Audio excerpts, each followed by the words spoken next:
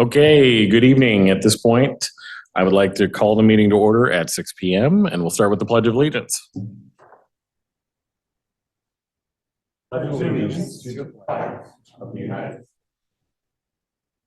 Republic for which it stands.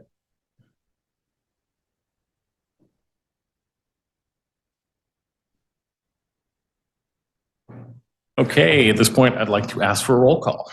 Commissioner Settlemeyer. Here. Commissioner Cox. Present. Commissioner Ryle. Here. Chair Robinson. Here. Commissioner Here. Commissioner Winterwood. Present. And Commissioner Hickman. Oh, here. Sorry. Blank spot.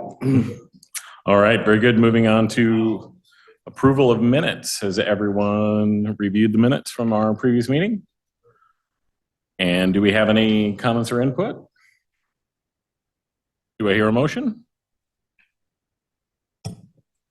I'll move to approve the minutes as proposed. Second. All those in favor say aye. Aye. Aye. Aye. All those opposed, same sign.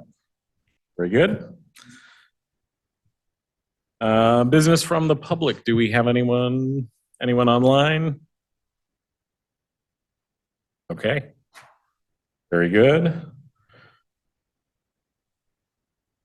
We'll move right into our scheduled business. Grab my agenda.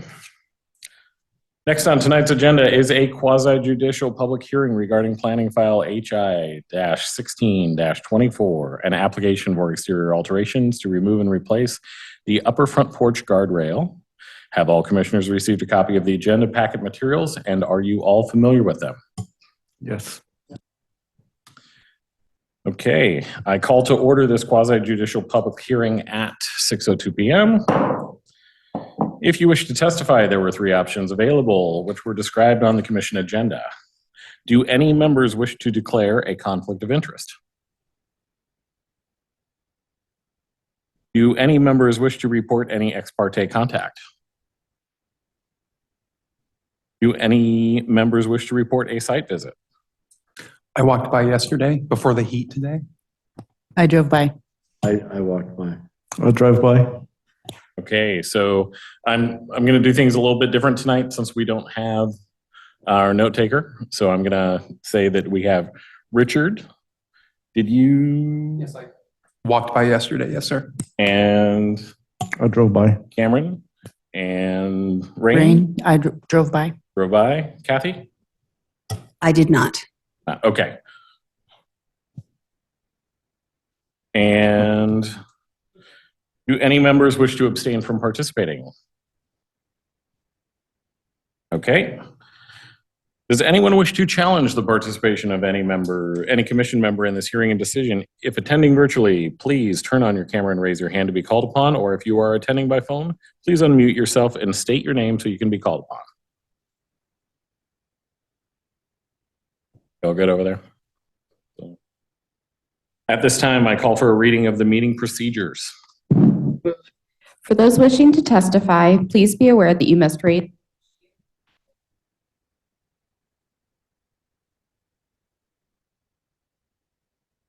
It worked.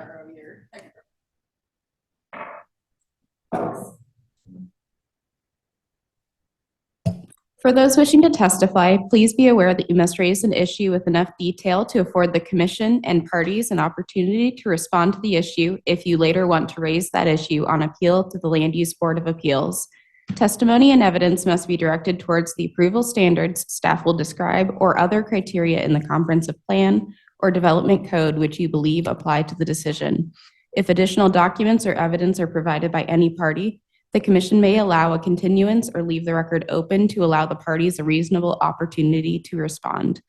Failure of the applicant to raise constitutional or other issues relating to proposed conditions of approval with enough detail to allow the local government or its designee to respond to the issue precludes an action for damages in circuit court. At this time, I will call for the staff report.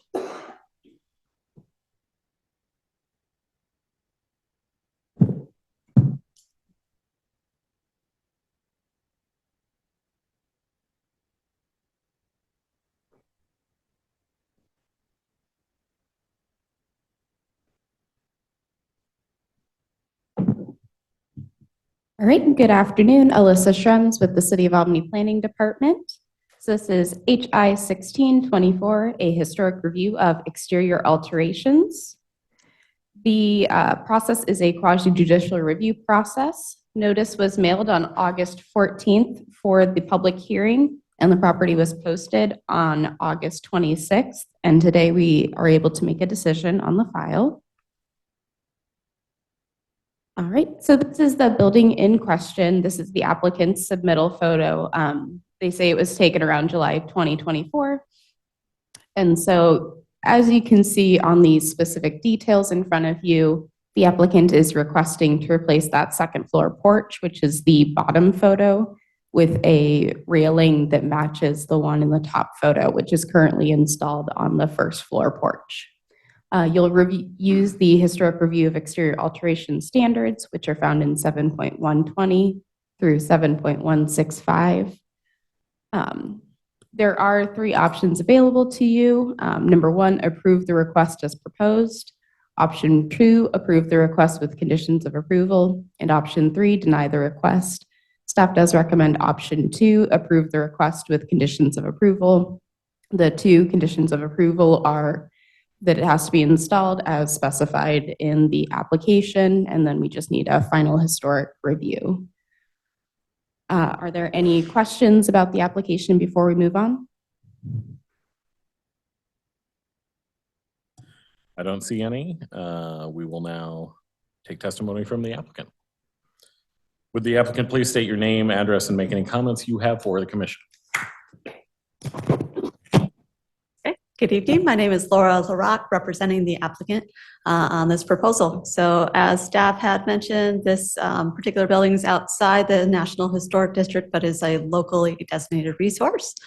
Applicant is proposing to add a new metal pipe railing with metal pipe supports and cables along the second porch to match the first level porch. Originally in the application, when the bottom porch was modified, the upper one had a plexiglass style. That does still exist, but it's been set aside, and it's applicant's choice to replace that. This will be a total of 42 inches overall height. It'll be added on. Nothing will be modified in terms of the historic material to make this addition.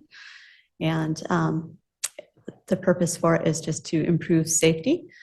This is an accessible balcony for any tenant that lives on the second floor within the building.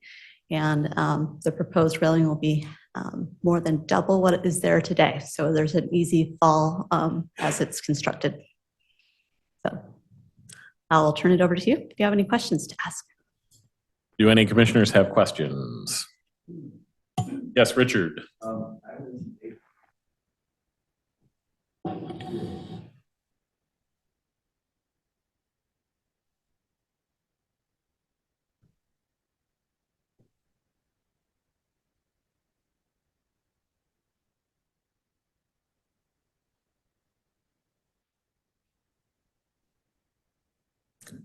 Yes, good question. So no, there'll be no removal of historic material. So there is an existing porch guardrail that's quite a bit lower. So this will be added on top of what's existing. Yes. Any other questions from commissioners? Okay. Thank you. We will now take public testimony. Do we have anyone sign up? Is there anyone online? Okay. Does the applicant have any rebuttal? I'll take that as a no. Does any staff member wish to respond to any testimony? Nothing further. Does anyone have any procedural questions? I declare this public hearing closed at 6:09 p.m. Does the commission wish to deliberate on this case? Richard is nodding yes. So I am going to be using your names more just so the note taking goes easier when they transcribe. Yes. Go for it. What am I going for? Oh, I thought you had something to say. Sorry. No, I'm sorry. Since we're in deliberation, I just have a question. What's a labor temple? I think it was a union hall. Oh, okay. Oh, It okay. was like a somewhat common name for union hall, if I recall correctly. Oh, all right. All right, well, one last shot. Okay. Do I hear a motion? I move to approve the exterior alterations, including conditions of approval, as noted in the staff report for application planning file number HI 1624. This motion is based on the findings and conclusions in the August 28th, 2024 staff report and findings in support of the application made by the Landmarks Commission during deliberations on this matter. Second. All right, that was a second from Commissioner Riles. All those in favor say aye. Aye. Aye. All those opposed, same sign. Aye. All right, decisions of the Landmarks Commission may be appealed to the City Council within 10 days of the, oh, hang on, sorry. That was I should note that that was, 6-1 or something? Or what? we had a dissenting vote, Cameron Settlemyer. Do you need anything else? Okay. Decisions of the Landmarks Commission may be appealed to the City Council within 10 days of the date the notice of decision is mailed. I always stumble on that one. All right, quick and easy. Thank you for coming in. Thank you.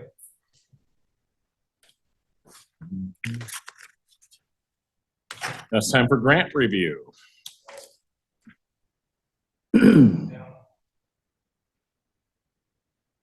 All right, I kind of forgot to put that on the thing, so I didn't prepare you guys a PowerPoint. I apologize. I know, it's been a long day. So let's recap where we were. We have about 8,000. I think we could have up to 10,000 if we wanted to kind of move the budget around, available to do the matching grant. Sorry, I was trying to remember. So we have given just under 2,000 to the Cumberland for their windows, and then the rest of them we're just reviewing in one fell swoop tonight. So one of them is the one on Maple Street that you've seen before. They're still in consideration. And then you should have two new ones. One will be a porch, and I believe that one is going to be on 6th Avenue on the corner of 6th and Ferry. And then the other one will be 925 Walnut Street, which will look also very familiar because we just did that file for review. So we'll probably go in that order because that's the ones I remember them in. I assume we want to use the same grant review criteria that we've been kind of using and assigning point values accordingly. Does anybody have anything for the one on Maple Street, the foundation repair and painting? So as I recall, did we vote toward some portion of the foundation repair? We There didn't was- talk, we didn't, oh, I wasn't here last month, that's right. Sorry. We didn't review anything last month. Okay. So yeah, this was 2 meetings ago. We talked about probably awarding them some money, but no figure was attached and no official vote was taken. That was before we'd received the additional other 2.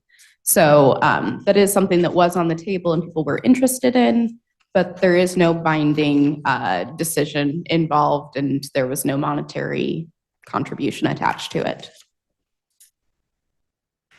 Are we planning on granting all the money we have? That would be up to you. That was the thought that we had, but if we don't grant all the money, it will roll into educational outreach and probably activities that we can do during the fall and winter. And do we have a little bit of money earmarked for that Yes. Already? already? Okay. Mhm. And is there anything we should know about maybe what we're planning to do for outreach and activities? We don't have anything certain. At one point, we talked about doing the window workshop. That's kind of always something that's hanging out in the background. Other minimal things that require some form of money, but not a ton. We're hoping to do a mailing. We used to do a newsletter regularly, and that is something we want to get off the ground again when I have some time. So we would use funds for that. There's no big ticket items. There's just a lot of like little things that we can do that would be useful. Any guidance for us on what would be a responsible number to allot for that, so we don't? I think we have about 14,000 to 16,000 total in grant money. It's been a while since I looked at our exact total. We had allotted about half and half at one point, and then just a little bit over half and half for the grant. If we stick to 10, we'll have money left over. If you stick closer to 8, it'll be a lot closer to half and half. That's kind of where we're at. I'm not giving you all the money. You don't have access to 100% of the grant. So if we stick to 10 and we have allotted, how much to the Cumberland? A little under 2,000. It's like 16,470. So let's say we've got 8 left in the pot. And have we committed any other money? I'm jogging my mind. No, they're the first ones that came in. They're the only ones we fully went through and awarded money to. The only other thing that I would caution is there is a tight turnaround with this one. I believe the 25th of March is when everything needs to be done, and they need to start reporting things to me because I have a drop dead date in May. And then the review process with the state does take a little bit of time. Curry's been in my inbox being like, are you guys going to get this done? If not, we need to amend your agreement.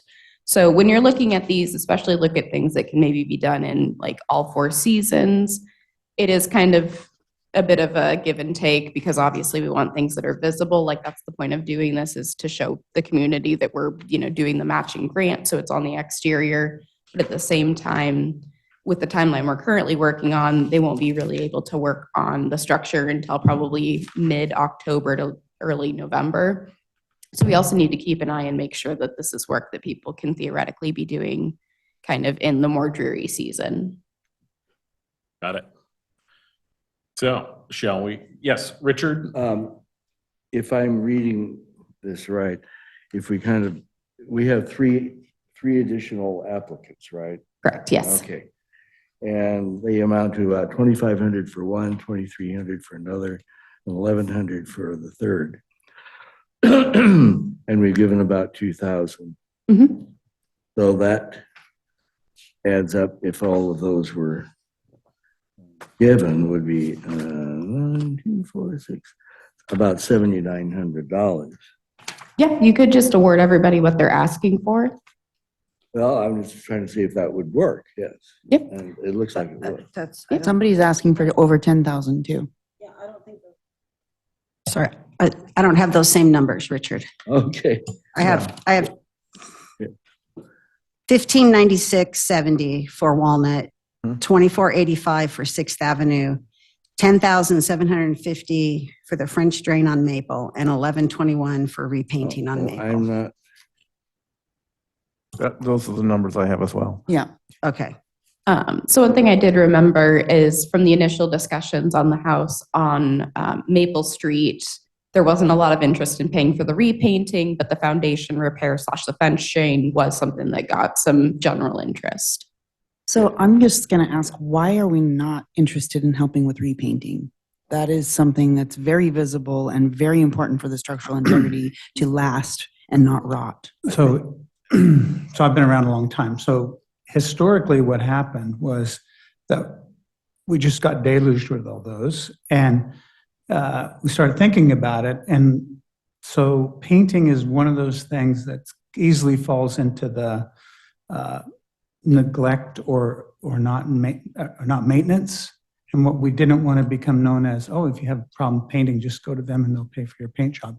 And I don't know that that's fair anymore. I don't think that wasn't some kind of policy. It's not in the code or anything, but that's kind of how we backed into it.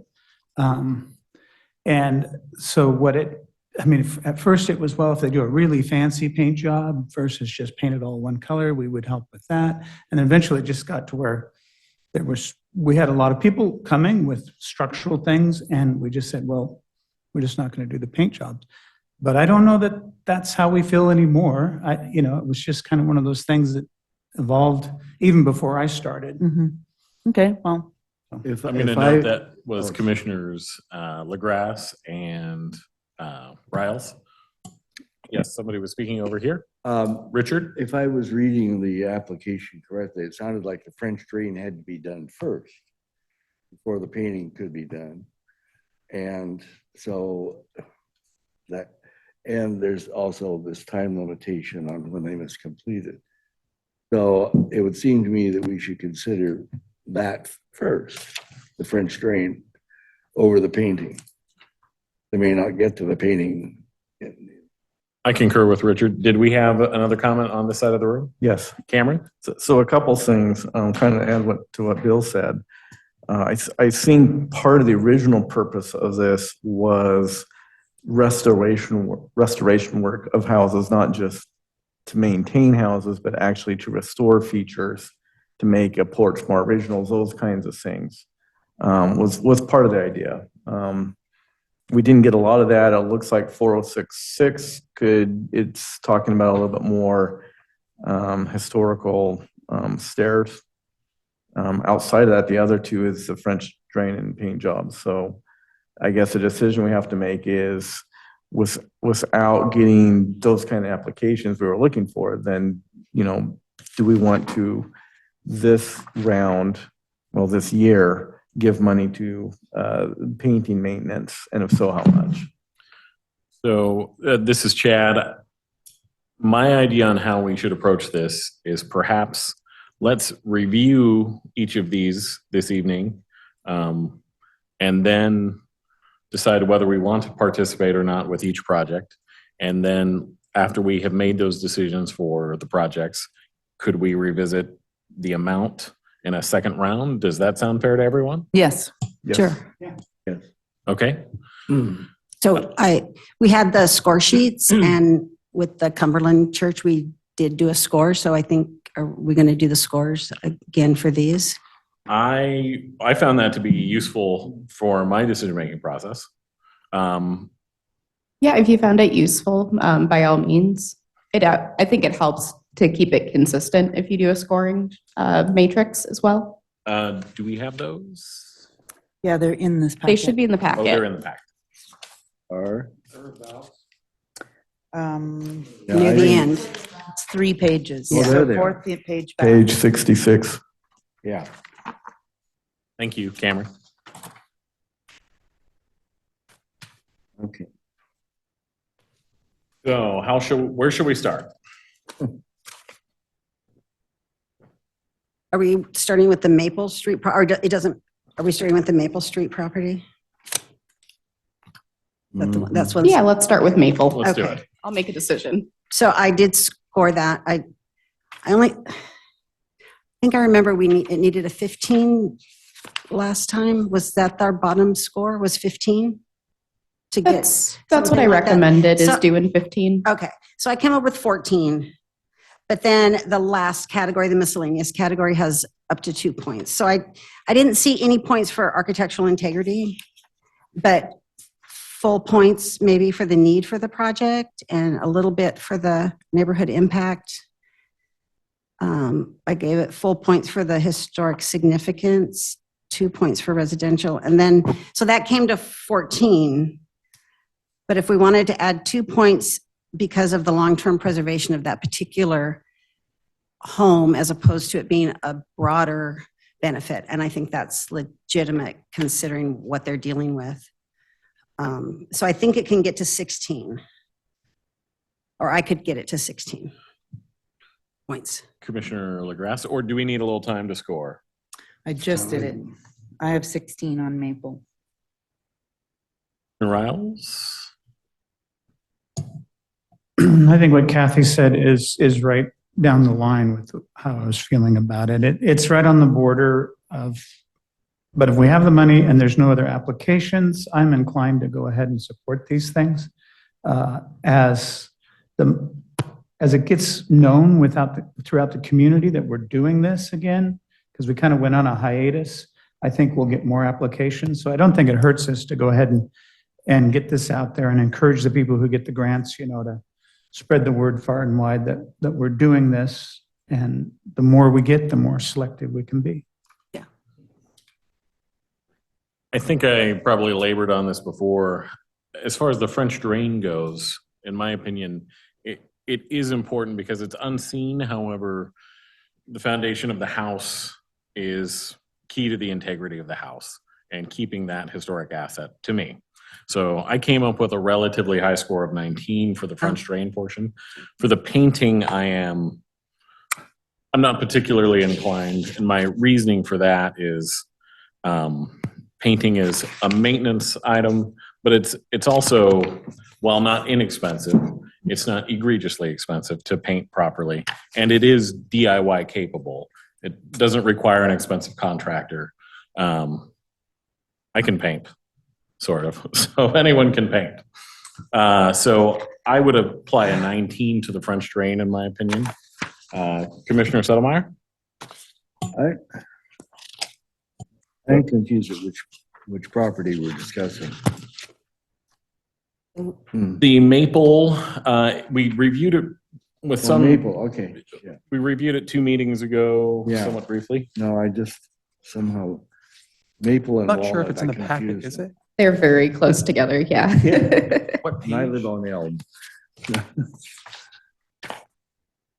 Page 61, 62 has the Okay. actual information on it. The Yeah. application itself says see attached. It starts on page 58. Yep, there we go. Commissioner Settlemeyer, how say you?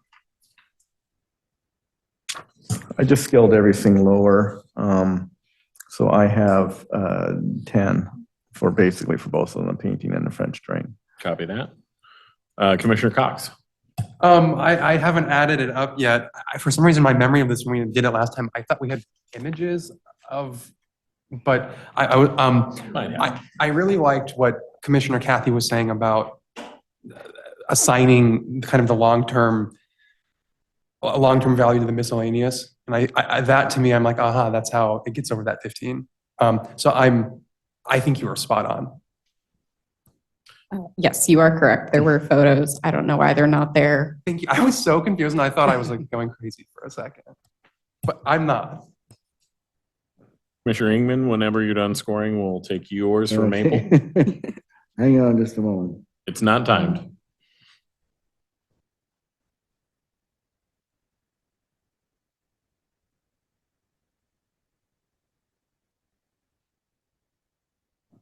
No. End up with a 12. A 12? Hmm. Okay, and is that French drain 12, French drain and painting 12? French drain 12, yeah. Okay. So what I'm hearing is overall, we are inclined to support this project. Is that a fair statement? Yes. Yeah, Yes. Okay. but not the painting. I agree with you. Yeah. Okay. Now, Foundation drain may have failed years ago. It may not be a case of them deferring the maintenance, and it is pretty essential. next application, please. This time, well, Richard, would you like me to start with you or shall I start over here? Okay. Okay. Did you want to do 6th Avenue next? Yep, Okay. let's do 6th. 406 6th Avenue? I'm going to interrupt you real quick. Yes. I'm going to abstain from this Oh, as I am very close with the homeowners. okay. All right then. Do you like them or not? Just kidding. That's intriguing. Okay. Just kidding. Oh, I was just gonna say, so it looks like they're asking for 2485. Yeah. So it's 2,485. Just so we're all on the same page about money. Sure. It looks like it's the front porch, the steps and the railing on that. And I scored it with 16. I think that it's a reasonable request and you could support it. I can support it. Commissioner LaGrasse? I scored that with a 17, and I definitely want to see that one. I drove by it and saw the need in person, and I think for sure that's a good one. Commissioner Riles? I concur with my fellow commissioners on that. 16 and a half then, right in the middle? Commissioner Settlemeyer? I also scored this one 16. I think it's the strongest contender. A lot of unanimity here. We're really coming together. Yep. Commissioner Cox? 16 and a half here as well. Oh. I like this one a lot. Commissioner Ingman, you have the chance to go Price is Right style. I'm going for 21. Ooh. So I hear support for that project. Yes. All right. Next application, please. Leaves us with the painting on Walnut. So they're asking for $3,193.40. They're actually asking for $1,596. Yeah. What? Yeah, 50, yeah. Well, okay. Or was the whole budget? Yeah. Page 49. 49.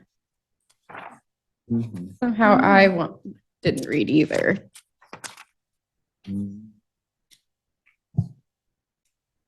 Okay, now I'm seeing that they're asking for $1,596. And now I'm confused. That's on Is Walnut. that half of the total proposed budget? Yes. And it says there that up to 50% of wait, sorry, never mind, I didn't read further. Yes, I'm on page 49. I'm seeing, $1,596.70. So yeah, that would be half of the 3,000. It looks like they originally had a budget of 6,300 with the 3,000 being the half, maybe. That's where the confusion was. Could be. Yeah. So, All right. So amended price, So what is the request for again? painting. Pardon? I know, Painting. but for how much? I think it's the whole house. They had it here in a second. We've got 22 gallons of Miller paint in 3 different colors. Are we looking at on page 63, total grant amount for phase 2? I'm looking at page 56 on this one. Okay, let me try that. oh. Oh.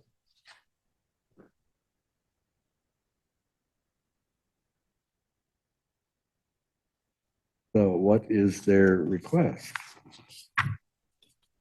It looks like it's going to be half of that. So the Half of which? half of the 3193. So their request is going to be $1,596.70, which should work out to be half of that 3193. Uh-huh, okay.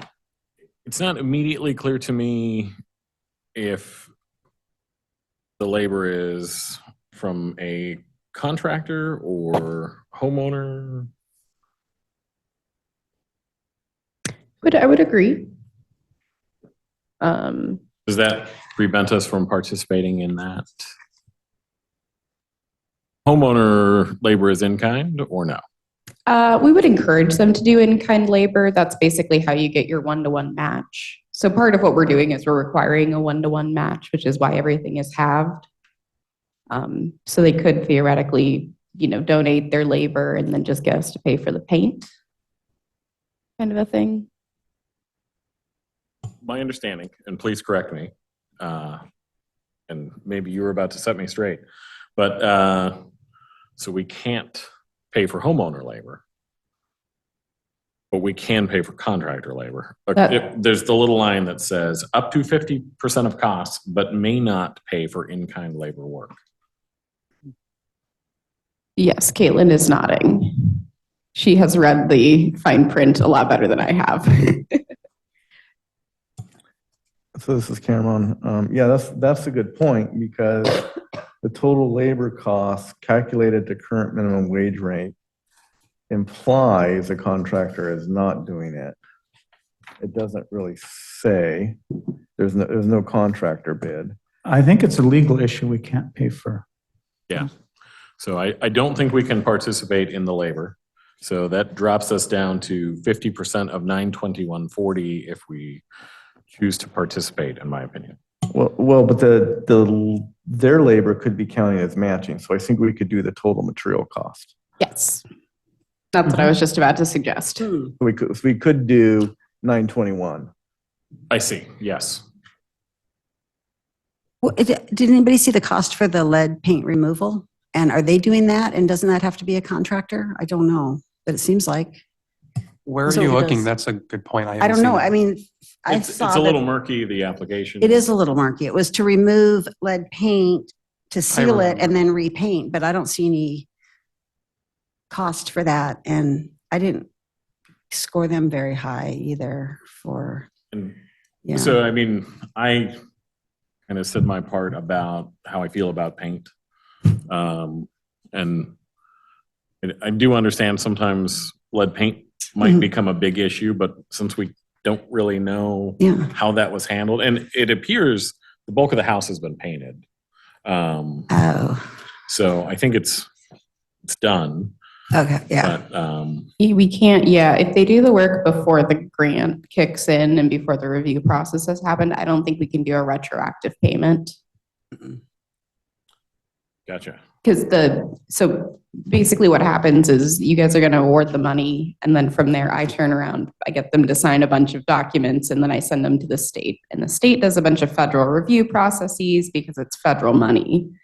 And I think, so with that, you're not allowed to actually do the work until you get through that process. So if they've done the work already, I don't think they're eligible. At least part of it has been done. Page 57 shows the house with its new gray paint. It's Yes. not trimmed out yet, and the porch modifications we've approved have not been carried out. So there will be more painting to do. But I feel like we're in a little bit of a peril with this project. Personally, I'm inclined not to participate, but I am Some open murky water. to. Commissioner Cox? Yeah, Commissioner Cox, it is a little murky, I think. Commissioner Ingman? I would not want to. Commissioner Settlemyre? The problem is that we're making assumptions here. We don't really know. Sure. And that makes it hard. We don't know that they haven't hired a contractor at minimum wage. Maybe, I don't know. I have a hard time believing, because if it's a contractor, you do have to have lead abatement.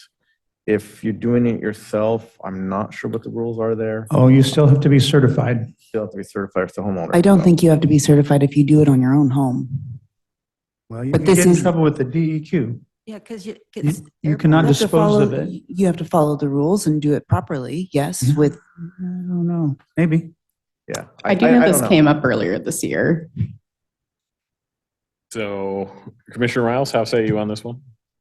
I feel kind of the same way. It's a little murky, and we just decided we weren't going to support one paint job, so why would we do this one? Commissioner LaGrasse? I'm in support of both paint jobs. Commissioner Winterup? I don't support this. The scope that the project description that they submitted includes removal of lead-based paint from the entire exterior of the house. So that probably has already been done. I think their application is not accurate, and I don't really want to support it at this And point. I think that's a good enough reason to not support it, is that they've not supplied sufficient information Sure. to us. Okay, so temperature of the room is we're not participating in that Well, project. we're going to go through all of them and then come back and decide.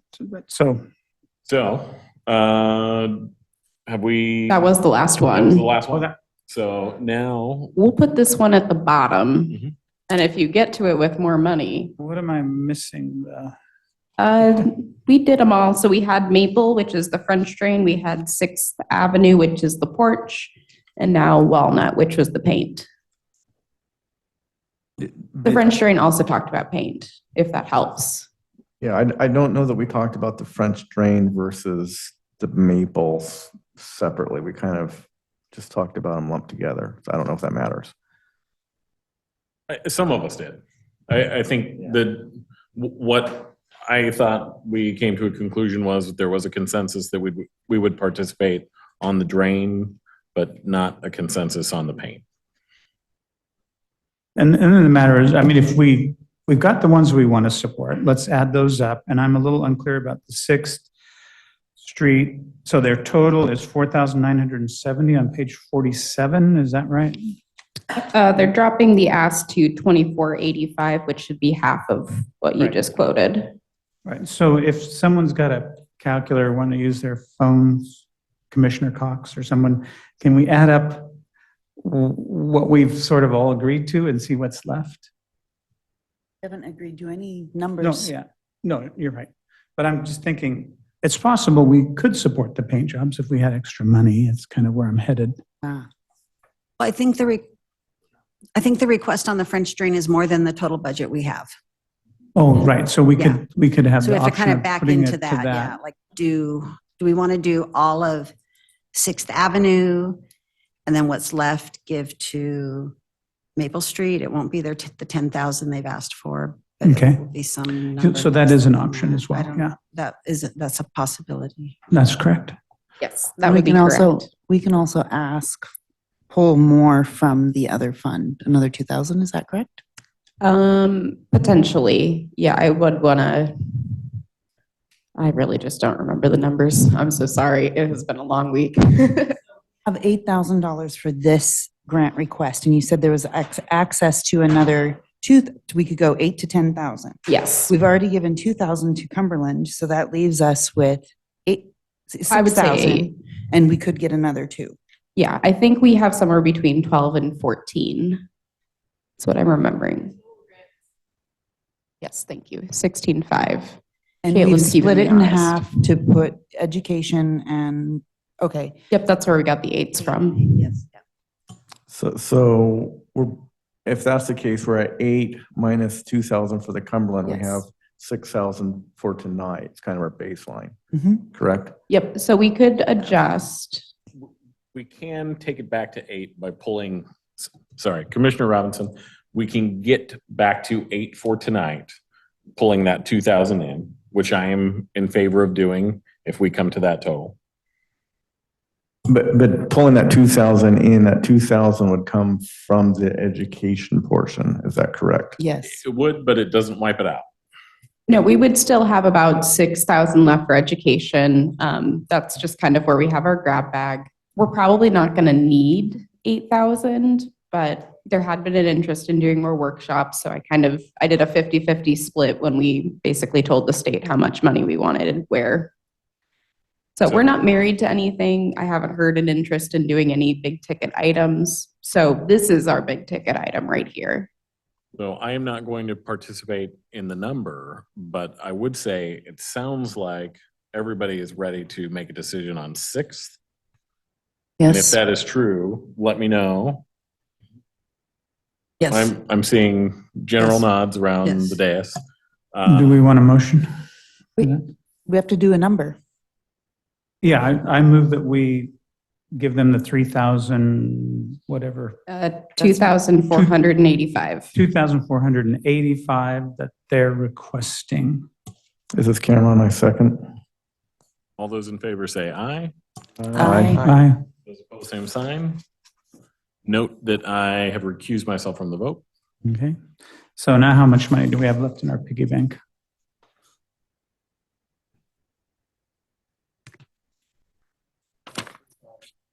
That's how much money you spent. I would say you have 6,000 plus the 2,000 that we just did, so 8,000. What? Left. No, we This just, is good. So let's just, for the sake of getting through this cleanly, I want to set an $8,000 budget for tonight.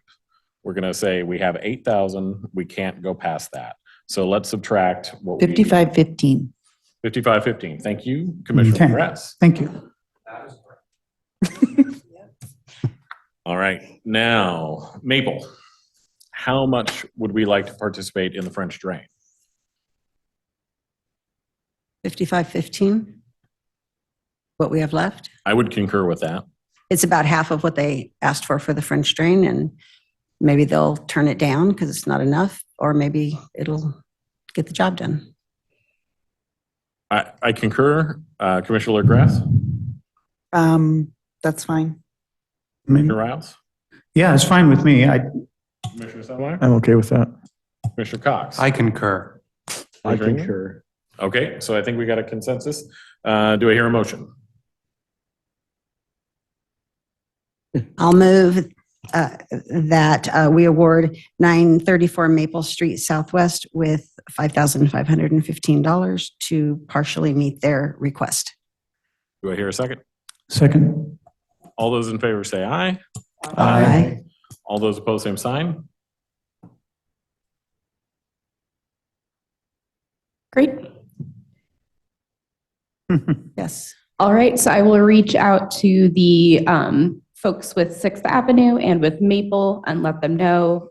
Maple had indicated that they would be still interested even if it was a partial award. So I'm hopeful that that means they'll continue forward. Good. So we are good to go. Okay, let me get back to the agenda. What was the award to to Walnut? They're from the DOE. So- Letter from the DOE, Okay, or for the yeah, DOE. We have a letter from FOHA here about that. Is everyone here familiar with what's going on out there? Let's wait a minute for Commissioner Engman. That's what it was. Thank you.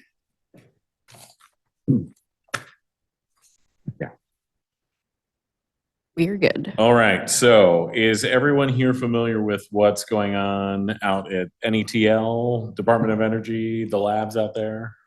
Yes. No. No, only. I've read what's in the packet, but that doesn't make me familiar. I reviewed the EA, but that's all I know. Gotcha. So my understanding, and I think Commissioner Settlemeyer has a better handle on this than I do, two of the oldest buildings out there, or the two oldest buildings, are The oldest. Oh, is two the oldest? Yeah. So formerly Bureau of Mines, now the Department of Energy's National Energy Technology Laboratory. There is a building that has been mothballed and largely vacant for decades. They, last I knew, were going to rehab that building, and it looked like they had begun, but they have made a decision that they would like to raise the building and tear it down.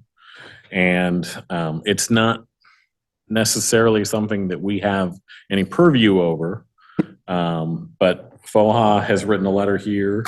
I believe they wrote a letter to the city manager. Intel wrote a letter to the city manager, and the city has submitted a letter as well. And I've also written a letter, proposed letter to respond as landmarks that I'll pass out. Okay. If you would send those around, I can take one and pass it down. And we should include one.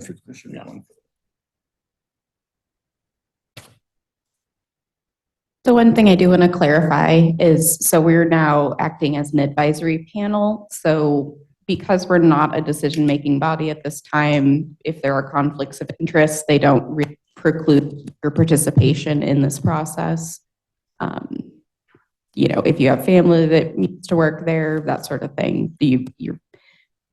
Oh yeah, my mom actually used to work at NETL. Alyssa, if you could leave the room. If I could leave the room. Yes, she started working there, I think, in '85, and she retired in February of 2020. It was excellent timing. Shall we take a minute to review this? All right, very good.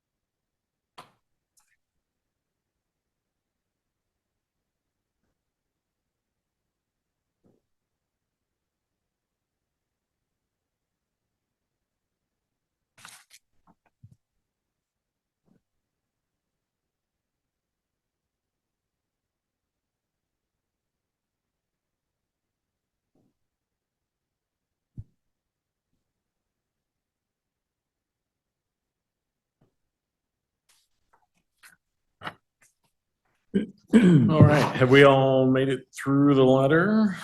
Cameron, you have a test for us now to make sure we read it?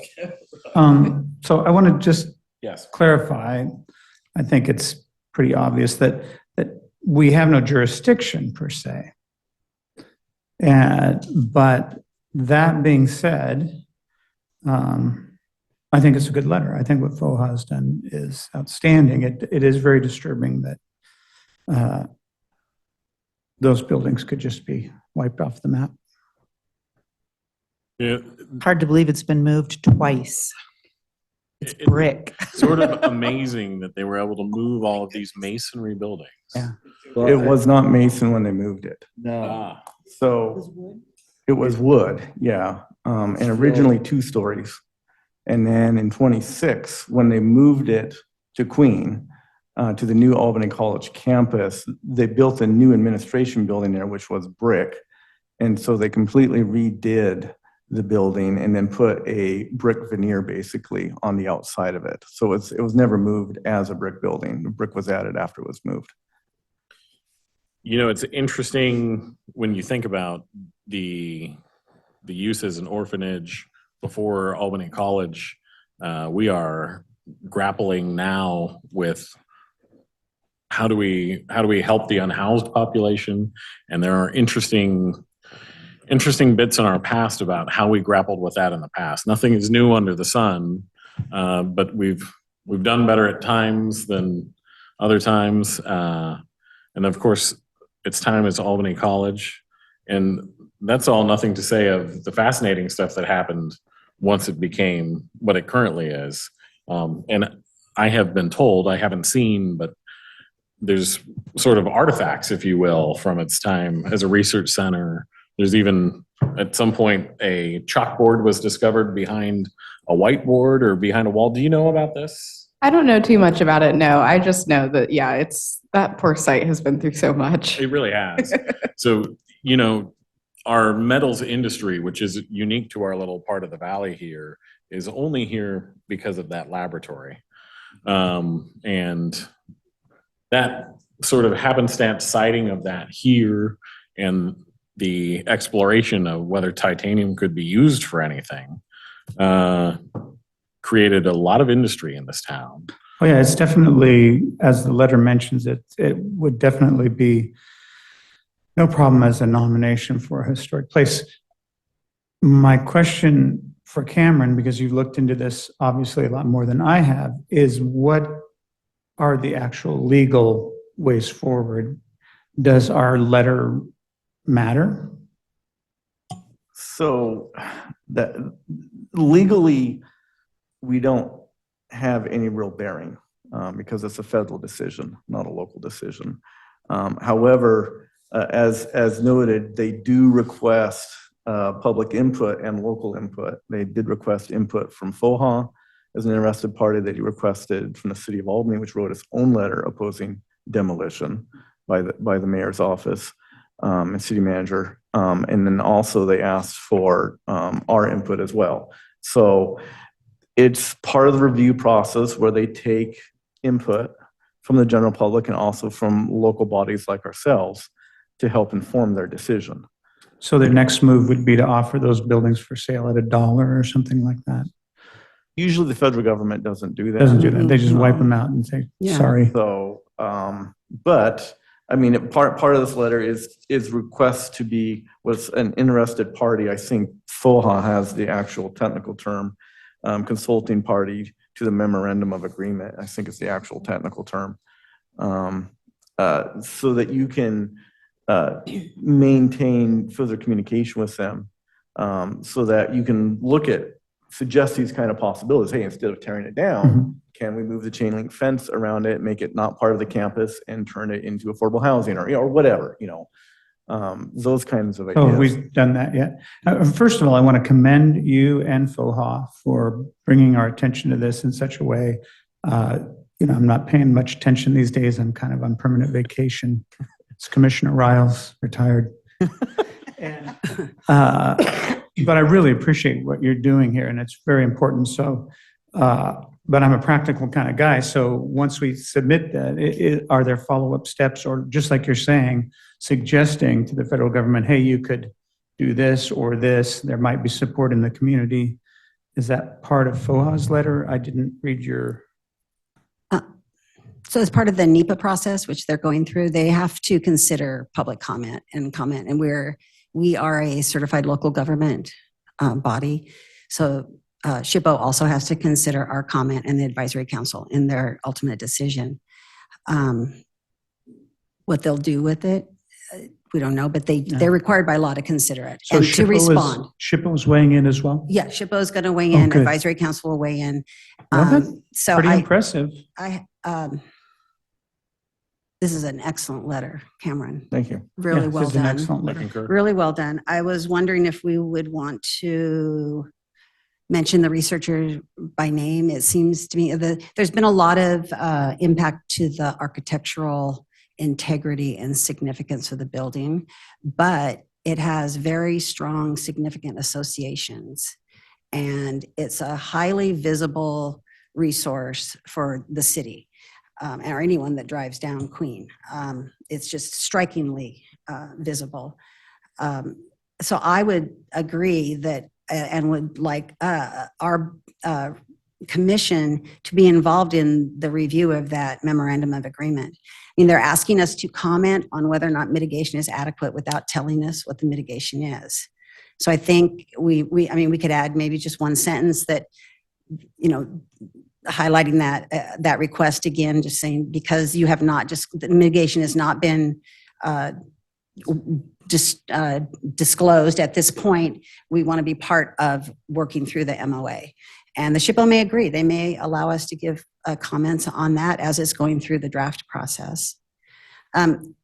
So I had another comment on the archaeology. So the inadvertent fines process is fine if you've got a professional archaeologist on site. And without a professional archaeologist monitoring the work, they will not find any. There will be no inadvertent discoveries. There will be nothing reported. Work will not stop. I don't know what the procedure is in Oregon, in California, grading when there's potential for archaeological resources just does not occur without professional archaeological monitors. So you can't take a picture of a flake tool and say, this is what you're looking for, and take a picture of structural foundations that are intact, basically. This is what you're looking for. That's not going to work. So I would like the letter maybe just additionally, if there's agreement that I don't think that mitigation is adequate without an archaeologist monitoring the ground disturbance. Thank That's you. an excellent point. That's very good. And I did a lot of that monitoring. It's no fun. You're standing next to D9s and trying to stop It won't them. happen if we don't. But an archaeologist at least has to be on site. I would hope. And I would hope that this might, if the state office isn't moving in that direction, maybe we can give them a little nudge to move in that direction. Archaeological resources, There. in Oregon are I think being lost without being, And this campus recovered. has layer upon layer upon layer of significance. in And Yes, tunnels, yes. Tunnels. tunnels that connect to the high school. Oh, Yeah, Those were the rumors when I was there just I 8 think they're a years little ago more than about- rumors. Cameron, how do you feel about that? Could we? No, I think those are good additions, yes. Yeah. I could write a paragraph maybe early tomorrow morning, because I know this has to go out tomorrow, right? It has to go out soon, for sure. Yeah, It's due by the 8th, I believe. Which is Sunday. Which is like Sunday. So Yeah. yeah, it pretty much needs to go out tomorrow or Friday. Yeah. So I could write a paragraph about the archaeology, just what I said, which is that we recognize that they've proposed mitigation and that the plan appears adequate, except for the fact that professional archaeologists would need to monitor to make the decisions, if that is what the agreement is. I could do that for you. So could you state that again? They put forward a plan for inadvertent discoveries. Like Okay. they're not sure if there's anything there or not, but just in case, this is the procedure you follow. And the procedure's good. It's Yeah. legal. It's what is required. You call the coroner, you call the state, you do all that, you stop the work. But what they haven't accounted for is a professional archaeologist to do it. The contractor is supposed to do the monitoring, or just anyone that happens to be on site that day. They're all, I mean, legally they're required to stop, but they're not archaeologists. They wouldn't necessarily know the difference. Or And it's a little bit of a conflict of interest when the monitor It is is. part of the project. So, And if we get to that point, we've lost, right? They're tearing the I'm sorry. buildings down. Is that right, exactly. And that's if they're going to tear the building I down. mean, and right, right. I would include that in such a way that, well, if you don't save the buildings, and you absolutely won't, at least Thank you. Yeah. do it excellent point. right. Excellent point. Yeah. so maybe should that be a separate note? Yeah, I think if you And should want to we take it, also send that note, should we express that to SHPO? I'm sure they Separately as understand that, comments on the archaeological aspect. SHPO will see this letter. but Yes. They will. Okay, great. we can include it in this letter. Okay. I think that. Yeah, I mean, that's Great. fine. I could just work directly with Cassie for, Okay. if everyone's okay with that modification, we'll just work together for the final Sure. version to send. Absolutely. Thank you to you both.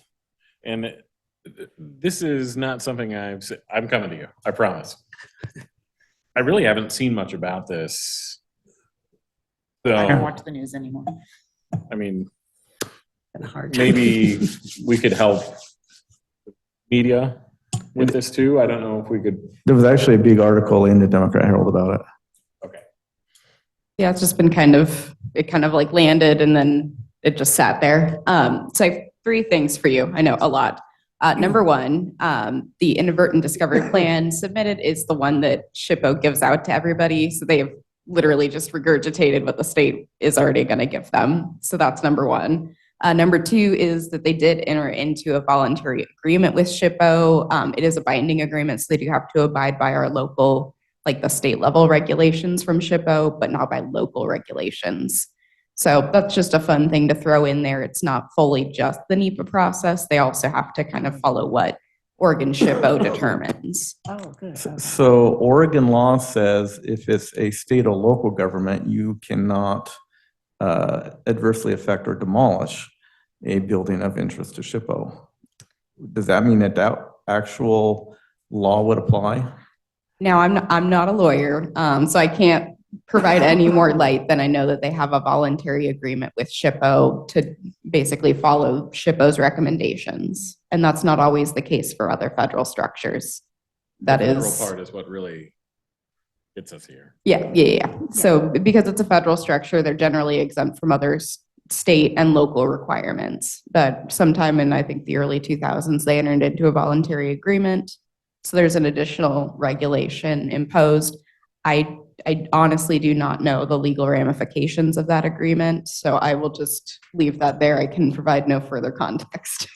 So the question is, should I add to the letter then, reminding them that state and local agencies have to follow, and I don't have it in front of me, but there is an ORS saying if it's of interest to SHPO, it can't be demolished and needs to be maintained.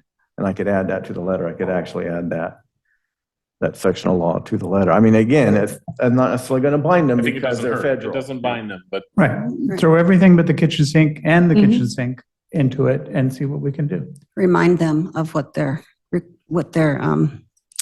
responsibilities are. And I liked from the Friends of Albany that this really is demolition through neglect. And it is interesting that they don't have a budget to restore it, but they do have a budget to demolish it, which is going to cost a lot of money. And they have a budget to do all kinds of other things. It's just not in the budget. So that's how the federal agencies get through the process. They narrowly define the scope of the project and the need, and then none of the alternatives meet the need. So it would partially meet the need. I think maybe we could add that as well, that the alternative to rehabilitate the building does partially meet the need. It does address health and safety. Because they wouldn't be able to open it up or rehab it without addressing health and safety issues, is my understanding. Yeah, I mean, there was 3 options: demolish, basically rehabilitate it, or mothball it, which should continue as it currently is. Yep, that's what I was.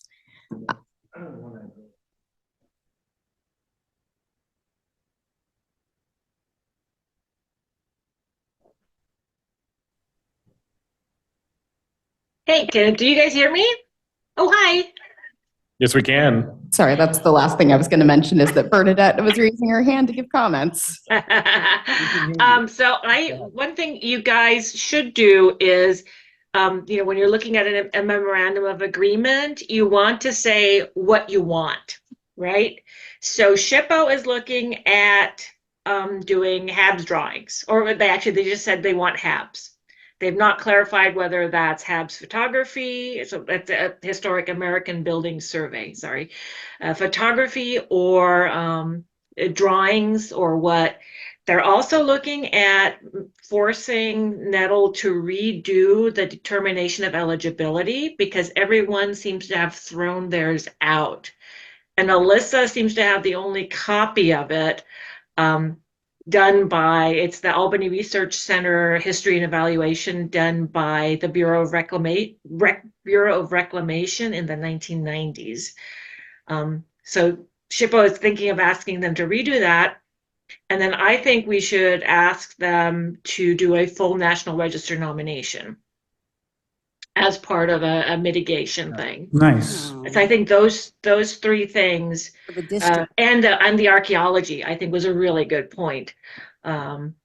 Should be certainly things we ask for, in addition to not demolishing the building, to mothballing it, to developing maybe a plan for a gradual restoration if they don't have the budget for it. But that they need to do more to stabilize the building. That will be, the preference, the starting point. And then really think about what you would want if they do demolish it, and then really go for it. Because otherwise, all they'll do is give you a plaque somewhere on the campus that no one can see.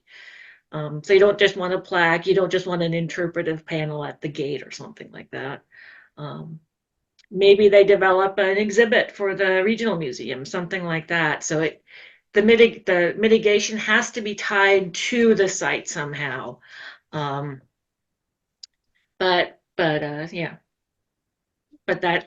in some ways the sky's the limit because it is the feds and they really want to demolish this. So you want to kind of force them to really make up for it, if that's what they're going to do. Well, we definitely want to ask for the nomination. And we definitely want your passage about an archaeologist to be the one carrying out the inadvertent discovery process. Yes. Yeah, added to that list. And I I think that was a agree. good point of Bernadette, that if they are allowed to proceed in this way, that they should collaborate with the Albany Museum, who has had an exhibit about the significance of that campus, that they would collaborate with them to. Well, and any artifact should be recovered and donated to the museum and made a display out of. If the building is going to be gone, if there's anything inside that tells the story, they should be required to donate that and not just take a bulldozer through the whole thing. They're gonna have to do it carefully and look for things, I think. Have we had any engagement with the museum? Are they? Sorry, I talked a little bit with, blanking on the name because I've talked to too many people. Sounds And like- they're overwhelmed, I think. They're maxed out on what they can do. They might, if you presented something to them, they might sign off on it. I think you could talk them into that.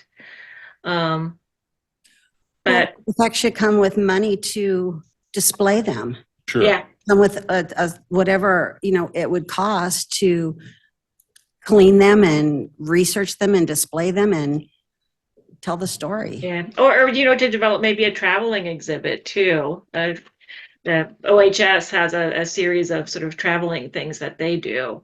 So have something like that can go to schools and to other local centers kind of things. Well, I am willing to contact Keith at the museum and start a conversation with him about how we could help with them and encourage them to collaborate with NETL if it gets that far. Yeah. So I will contact Keith as soon as possible. Yeah, I think this is a good, I worked with them and did some repairs to the building. So I kind of know, they get barraged with a lot of stuff. And so their normal response is, well, we're busy and we don't have any money. But it really depends on what you find and how historically significant it is. Like everyone else, they're open to persuasion. So I think. And I don't know if it's myself or one of us, but maybe once we start that conversation with Keith, we can have an individual that is maybe not currently active with the museum, but somebody who could walk this through the process. So I will talk with him about that and see if maybe there's one of us or somebody else in the community who can help the museum with this. Well, I know some of their donors. Okay. Thank you, Bernadette Nieder. And then we'll be at Antiques in the Streets, and we'll have we'll do a sign-in sheet too to people to sign in and show their support, which I don't think as far as federal processes goes has any impact, but I'm trying to get the locals engaged. So When is that? that is this Saturday from I think 8 to 4 is when the public can visit. We'll be at the northeast corner of 2nd and Broad Albany is where we always are. Okay. Thank you so much. Sure. Yes, Alyssa. All right, so to do a quick recap, it sounds like what we're gonna go for, like, correct me if I'm wrong, is please don't destroy the building. We think you can rehab it. Maybe look at your options for slow rehab, but don't completely destroy it. If you're going to destroy it, please do X, Y, and Z. And also, if you're gonna destroy it, archaeology. So it sounds like we're kind of trying to hit those notes in there, and then I will leave somebody else to fill in the details. Correct. So I just wanted to make sure that we were on the same page. That's kind of what we're looking for, right? Correct. So is there a plan here to take my letter and then are you going to add those items? Am I going to work with Cassie to add those items? We want to make sure because we only have till Friday to send it off. So Yeah, we don't have a lot of time. My preference, if you don't mind, would be to have you and Kathy work together to kind of come up with your draft, and then I can either have Chad, have Chad's signature added, or you can come in and sign it yourself, and then I can send it off. okay. I move what Alyssa just said. Is there a second? Very good. Terrific. Thank you for doing some heavy lifting on that letter. Oh, I'll sorry. second it. All those in favor say aye. Aye. Hi. All those opposed, same sign. Unanimous. Thank you. Thank you. Yeah. Again, it brings up what I said in last meeting. We really do.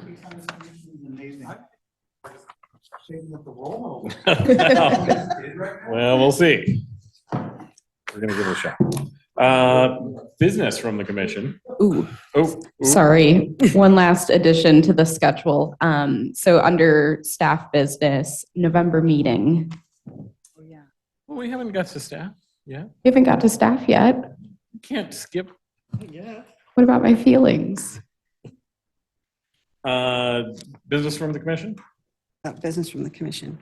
I just wanted to point out that the review of the project tonight went smoothly because partially, I think, because they submitted enough information for us to make a decision on the first night.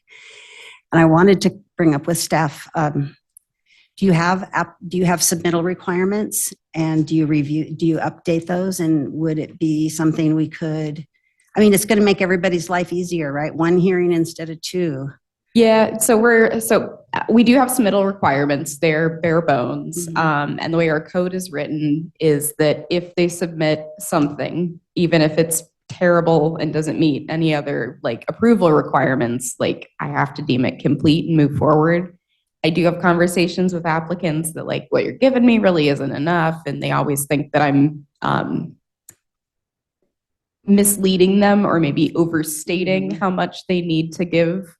Can you have a suggested section? These are suggestions that the commission would like you to I could submit. definitely do that. And then this is also something that we are hoping to amend with our Article 7 amendments. So basically what you see, what we use has been like untouched for like 30 years or something. Are the submittal requirements actually in the code, or does it make reference to an appendix or an administrative document that could They're be in the updated? code. Okay, so Yeah. taking them out of the code and making reference to them as a separate document that can then be reviewed. We would have to keep them in the code. That's how our code is set up. Okay. But could we perhaps look at those in the next meeting? And yeah, we could definitely talk about it because they're pretty bare bones. It's like you have to give us your applicant narrative. You have to address the criteria. You can give us a site plan. We'd prefer some elevations. let's look at those in the next meeting if we could. I'd like that to be a part of the next meeting so that we can see if there's a way for us to. Yeah, and it wasn't engineered reinforce. plans. It's not a big expense. It's just Be a drawn. little bit of detail, dimensions, materials, a little, just something we can like say yes or no. To avoid a Yes, continuance. We've been having a really bad spate of them, and I promise you, I have had numerous conversations with people, and they always are just so surprised when they come here and you ask the things that I told them you would ask for, But and I'm that's- like, I begged you, I pleaded, Mhm, mhm. you ignored the email. And you should be aware that the person who's presented tonight used to sit in Alyssa's chair, and she now, so Oh, she's she very knows that well, You give enough information, you get an Yeah. answer. she knows what she's doing. so. Yeah, clearly, okay. And hard the to- applicant is a veteran of this process. There were several reviews. You see him like every other time. Yeah, Not that he doesn't make his mistakes. But yeah, I mean, I have noticed that it's an issue. I have been corresponding with all of these applicants. I've been telling them what you guys want for people with siding. I'm like, they want spec sheets. They want photos. And they're just like, well, everybody knows what hardy plank is. Well, everybody knows what I mean when I say X, Y, and Z. And I'm like, I promise you they don't. And then they come here and they don't have any images. And then they shocked face when you ask for renderings. So I really do try. I don't really know what else I can be doing at this point. Like I feel like a mother. I send them so many emails about it, nagging. I don't know that you can, well, applications are public Yeah. material and they are accessible. We have had some particularly good applications, both from the applicants tonight and also several Veritone projects. There are some people out there who have figured it out and really make an effort with their applications. Again, I'd like to review what those code requirements are, see if we can sharpen the pencil on that since we're doing that Article 7. And I don't know, just putting this out there and we can discuss it further later, maybe share some of those terrific Examples. applications. Mhm. You're like, hey, this is one that the council had a very easy time understanding. And the chair, you need to talk loud and slow for him. He's differently abled. So sharpen your pencil on this. I'm just, Alyssa, we understand though, it's a difficult position that you're in and we know that you're doing your best. And we try to be accommodating and understand not everyone that comes before us is sophisticated and maybe even capable, and we don't want to close the door on that either. So, maybe a template or something for people. Maybe we can, I don't know. Yep, I think there's options. It's just some of them are just so distraught at the idea that they even have to do a land use application that we're starting from a very basic place, and usually by the time we're getting to photos and things, they're just so overwhelmed and they look at me with fear in their eyes. Oh, no. Or irritation. Usually that. Yeah. But yes, no, I have noticed the quality of the applications I've been giving you, and I have felt really bad. Peaks and valleys. Yep. Any other business from the commission? Okay, staff. All right, November meeting. The moment you've all been waiting for. City Council kicked us out. They said, you need to do this somewhere else or at a different time. And I know how much we love the Sandy Am room. So the proposal was to keep us in here because, I mean, who doesn't love being crammed in that room? So either the Tuesday or Thursday. So I think that would be the 4th, 5th, or the 7th. I think the regularly scheduled meeting would be November 6th, or we could do it the following Wednesday, which I believe is November 13th. Well, we don't want to do it on election night on the Tuesday. Why not? Just kidding. Well, some of us might not make it through. I don't know. The Thursday, I'm taking a woodworking class, and that's on Wednesdays. I lean to the Thursday. Thursday. Mr. Rouse? That's the 7th? Yeah, that's good with me. Commissioner Settlemyre? I'm okay with the 7th. Let's do it. Ingman? Any day is fine with me. Okay, All right. that was easy. So 7th, 6 p.m. like normal, just on a Thursday. It's going to be so weird. I think that's mostly all I've got. Just some housekeeping reminders. We've got the CLG appreciation event that you all should have received several emails about. I believe it's September 26th, but I could be wrong. It's been one of those weeks.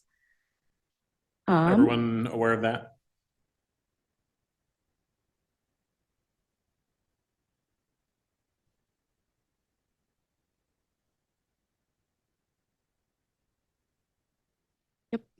We look back in there. I might have missed that. Food. I can also resend it again. No, okay. Find it. I would not want to clutter up the inbox. Yeah, right. And then the second thing, keep an eye out. The certified local government annual meeting, thingamabob, workshop, whatever you want to call it, is coming up. They do seminars with the state. They kind of talk about things that other CLGs are experiencing, anything that's coming up from DLCD, changing rules, things like that.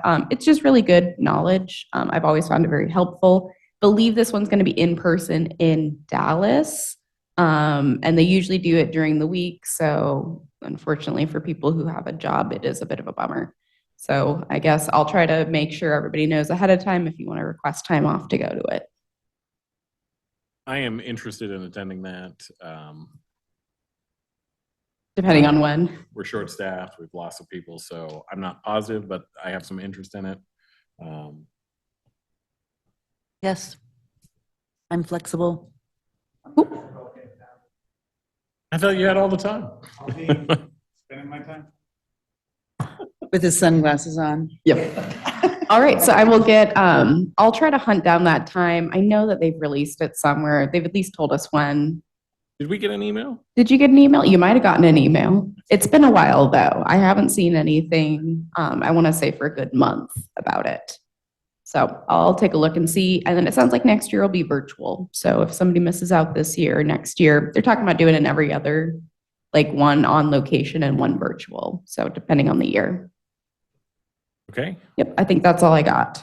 got it. Give it once around the room real quick, make sure. All right, the next meeting is October 2nd, 2024. I will adjourn this meeting at 7:24.